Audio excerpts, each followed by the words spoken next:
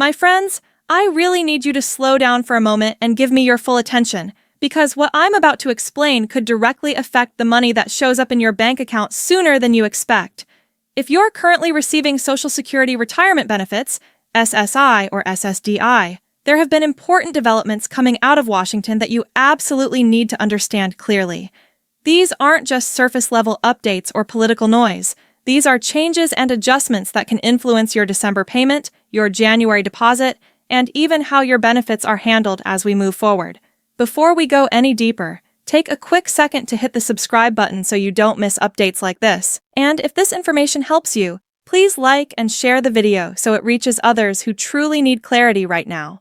I know how stressful it can be when you hear bits and pieces of information from the news, social media, or even well-meaning friends who don't have the full picture. One person says benefits are going up, another says they're being cut, and suddenly you're left wondering what's actually true. That confusion can create real anxiety, especially when you're relying on this income to pay for essentials like rent, food, medications, and utilities. That's exactly why I'm here. My goal today is to cut through the rumors, remove the fear, and give you clear, honest information about what's really happening as we close out this year and step into the next one. You've worked hard your entire life. You paid into the system through every paycheck. These benefits aren't favors or handouts. They're something you earned, and you deserve to know exactly what's going on with your money.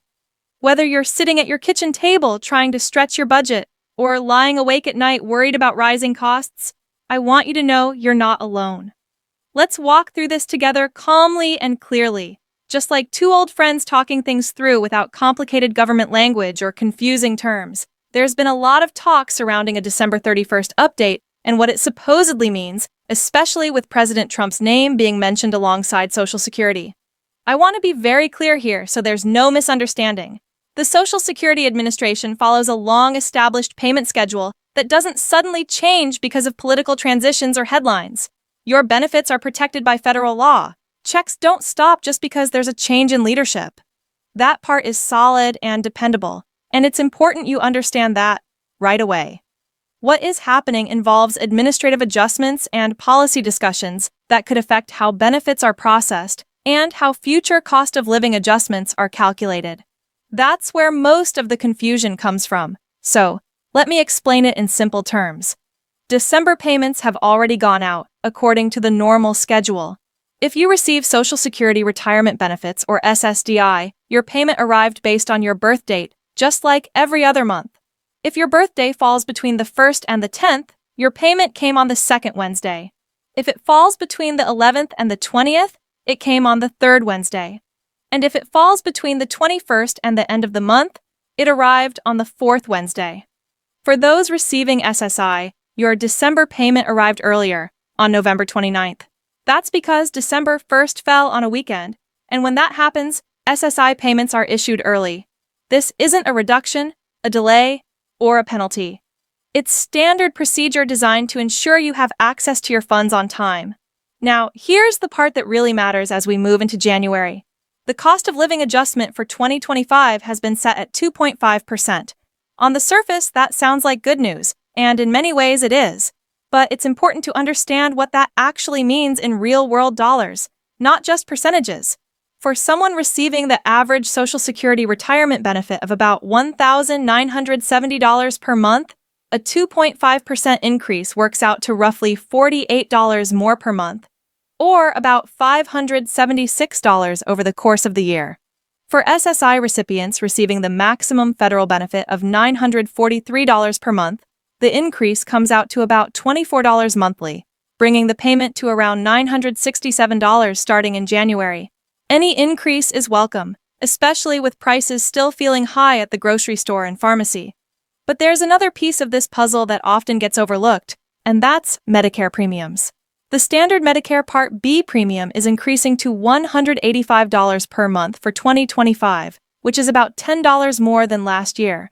For most people, that premium is automatically deducted from their Social Security check.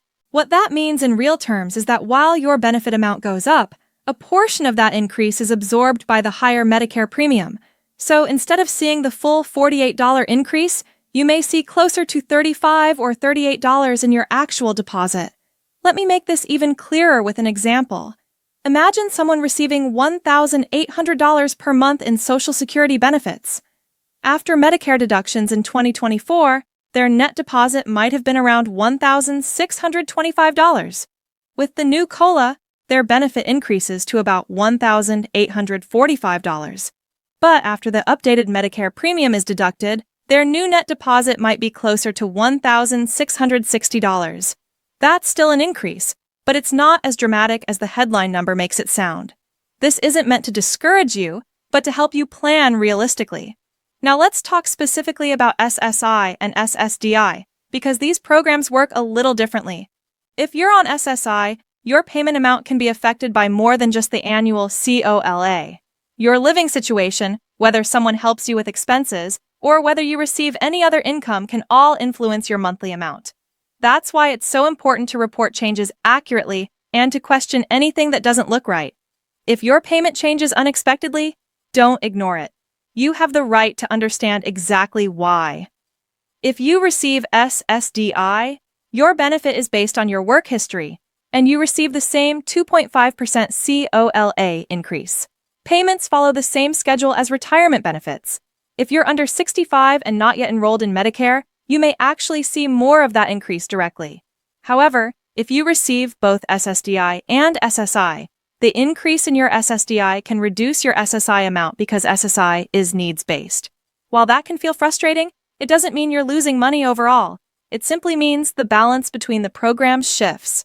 There's also been a lot of misinformation spreading online about benefits being cut or eliminated overnight. I want to be very clear. Social Security cannot be ended or drastically reduced by executive action alone. Any major changes would require congressional approval, and that process takes time. Discussions about long-term funding or administrative changes do not mean your January check isn't coming. As we head into the new year, here's what I want you to focus on. Know your payment date. Review your deposit carefully when it arrives. If something looks off, follow up right away. Take time to reassess your monthly budget using realistic numbers, not assumptions.